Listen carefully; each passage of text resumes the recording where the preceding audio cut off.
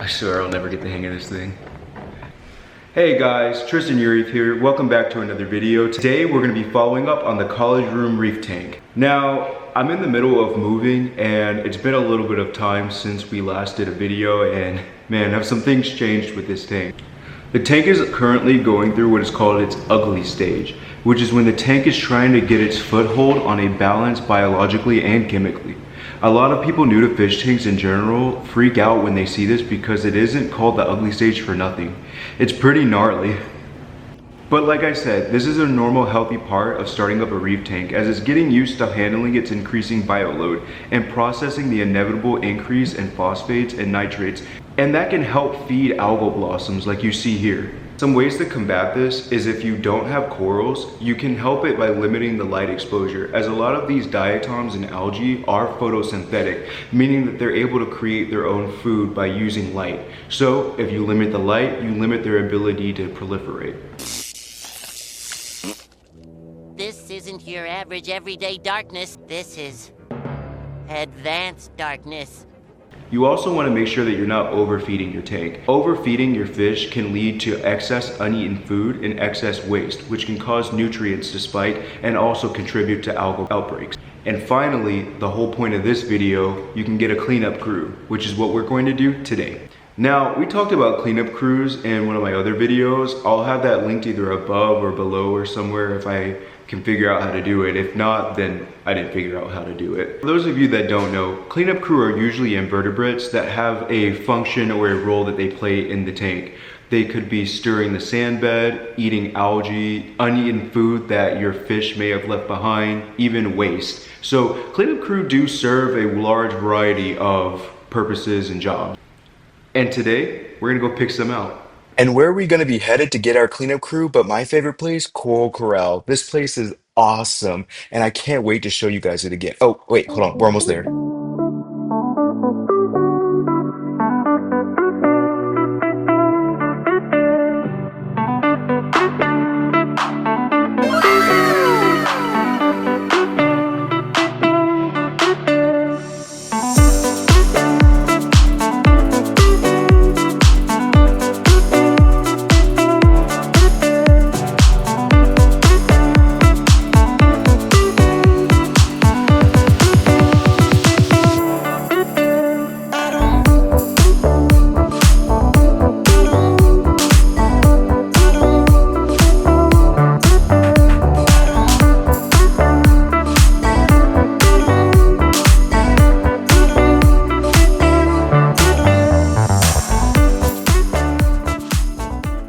What did I tell you guys? Was that great or what?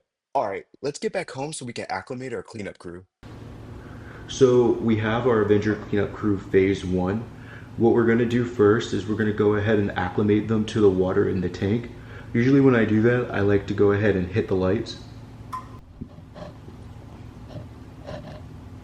First up, I got 3 Nasaria snails, which are great because they're detritivores, meaning that they eat detritus or decaying matter.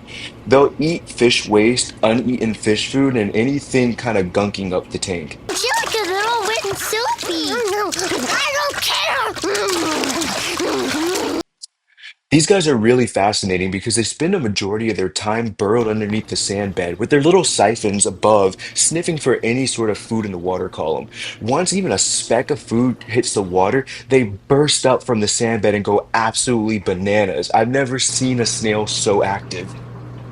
Another helpful addition that I added is this banded trochus snail that I've called Roomba. He's got that name because, well, look at him.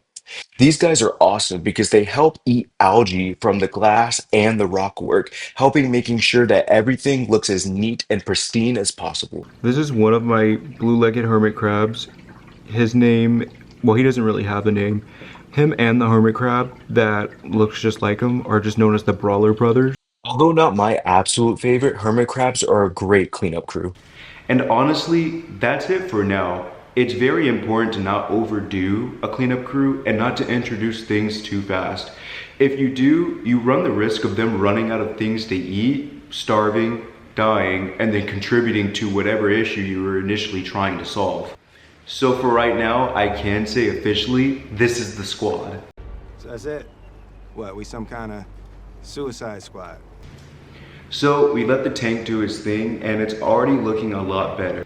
There's still some brown algae here and there, but I just do a manual removal of it and the rocks and the sand look 1,000 times better. Once things are a little further along, I'll be adding new additions, both for a cleanup crew and some more accessory introductions to the reef tank. So make sure you guys stick around and check that out. I've got a lot of new stuff that I'm working on for the tank that are coming in and I'm excited to show that.